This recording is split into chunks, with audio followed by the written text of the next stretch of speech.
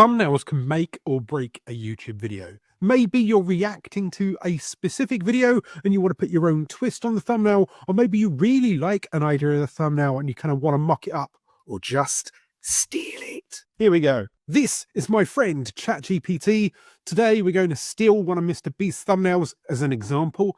Completely legal, kind of ish. Find a thumbnail that you like. I'm going to use this one, Mr. Beast on a desert island. Copy. Go to ChatGPT, which is free. I happen to have the £20 kind of upgrade. Either way, works perfectly fine. Copy the thumbnail in, find a picture of your face, and then tell it what you want to do. Remake this YouTube thumbnail, but with my face, please.